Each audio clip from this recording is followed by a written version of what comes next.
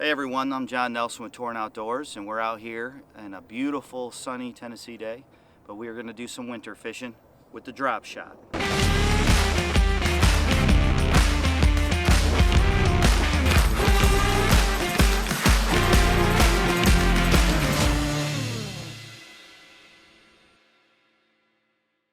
The drop shot. The reason it's called a drop shot, if you look here at the bottom of this tag, we got a weight. And we got a weight that hangs about, this one's 14 inches. You can change the length depending on how aggressive the fish are. We are going to be keying on deeper brush piles. Normally with a lot of times people will drop shot with an exposed hook. In this case we have a finesse straight shank hook. The reason I'm using this is that way so I can text pose it. And text pose just means you'll be able to come out with the hook and put it back into the bait just a tad.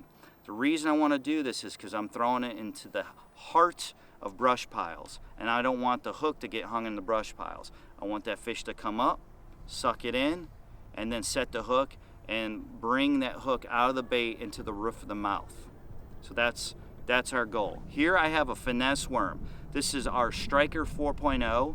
It's in our green pumpkin brown, or you want to call it natural brown. And in this case, we dipped our stinger in an orange. It gives it a natural presentation. Dipping in the orange gives us that contrast. It'll give a little flicking action. And like I said, we're gonna go diving deep into deep brush piles, trying to isolate fish.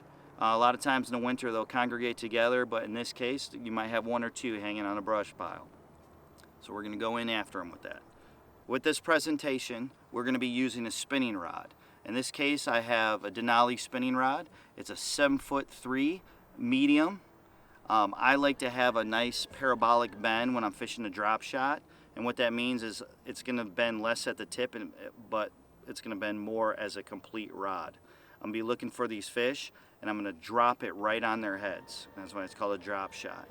I have braid to a fluorocarbon. Now the reason we use fluorocarbon, it has the same light refraction as water. And so fluorocarbon really will disappear in the water. Because it's a finesse technique, those fish will usually come and check it out, so you want to have less stuff that they can see.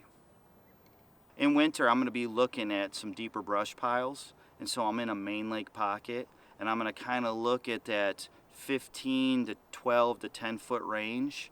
I'm going to just kind of start in deeper brush piles and work my way up, seeing if they're transitioning into that 8 to 10 foot brush pile. I'm going to use our graphs today.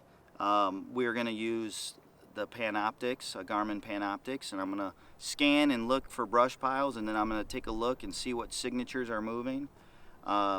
It can take some time to figure out what kind of fish is what, but I am going to be looking for a bigger signature that's going to stick around the brush pile. If you see a big signature come through and keep going, most likely that's not a bass.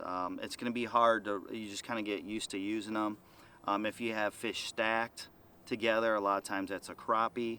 If you have little fish moving all around and darting around at the base, it's usually bluegill. If you get a big group of things, it's usually a ball of shad coming in and out. But I'm looking for those isolated signatures on my live scope. And I'm going to try to present this bait towards them, right in front of their face, shake it, and hopefully they'll want to suck it in. So right here we got about 15 feet out, we have a brush pile. If you notice here at the bottom, it looks like there could be a decent fish right there. We got some scattered, and maybe some crappies in there. But we got the wind kind of blowing us out. And I'll show you what it looks like when you drop the bait in there. So we got this brush pile, and we're gonna flip it in.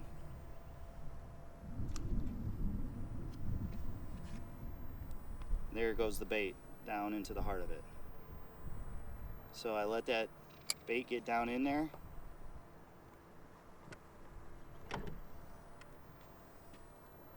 So my bait's down in there. I got a fish following it right now.